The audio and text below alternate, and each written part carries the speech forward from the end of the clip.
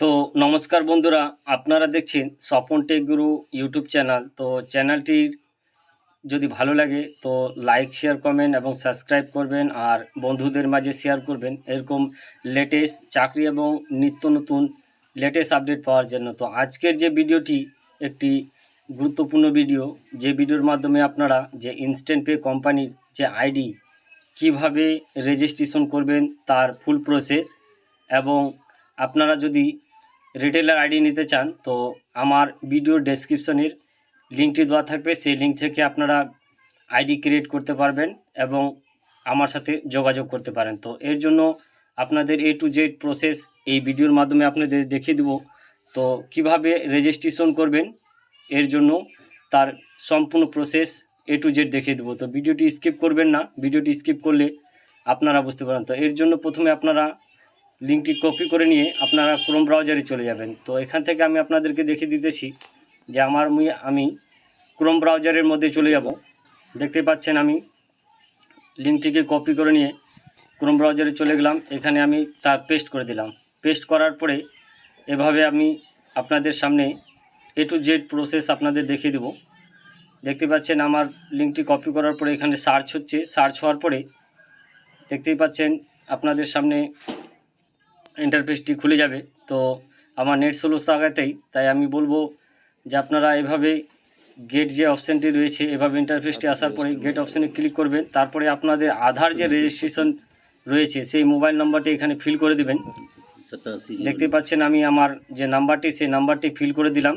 Feel করার পরে gate অপশানে ক্লিক করব। ক্লিক করার পরে আবার এখানে আপনার যে প্যান নাম্বার আছে সেই প্যান নাম্বার এবং প্যান কার্ডের সাথে আপনাদের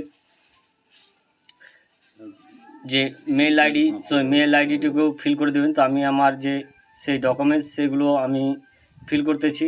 তারপরে এখানে আমি মেল আইডিটিকে ফিল করে দেব। তো দেখতে পাচ্ছেন আমি আমার যে মেল আইডি রয়েছে সেই মেল আইডি আমি ফিল করে দিলাম। ফিল করার পরে আপনাদের সামনে A to Z প্রসেস আপনাদেরকে দেখিয়ে দিতেছি। তো দেখতে পাচ্ছেন আমি ফিল করতেছি। এর জন্য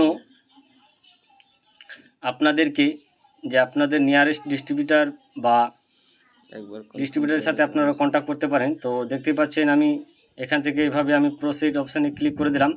ক্লিক করার পরে আমার লোডিং হচ্ছে।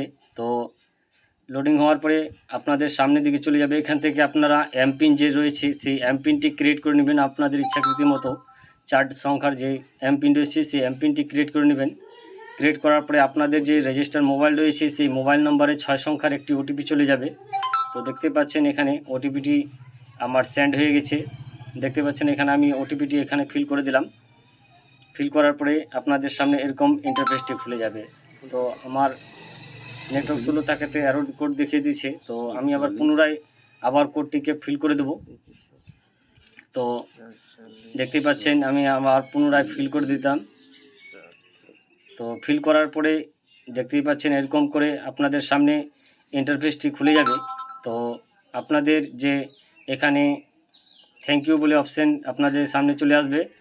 এখান থেকে আপনাদের দেখতে পাচ্ছেন উপরে 3 ডটের নিচে একটি অপশান রয়েছে সেই জোকারের মতো। সেই জোকারের উপরে ক্লিক করলেই আপনারা ডিজি কেন্দ্র অর্থাৎ ডিজি কেন্দ্র যে অপশানটি রয়েছে সেই অপশানটি আপনারা দেখতে পারবেন। তারপরে স্ক্রল ডাউন করে নিচের দিকে চলে যাবেন।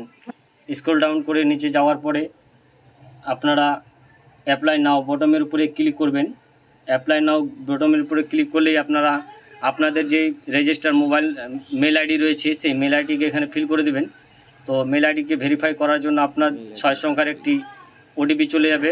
তো ওটিপিটি এখানে তারপরে আপনাদের ফিল করে দেবেন। ফিল করার পরে দেখতে পাচ্ছেন ফিল হয়ে গেছে। তারপরে আপনার যে আধার নাম্বার রয়েছে সেই আধার নাম্বার এখান থেকে আপনারা ফিল করবেন।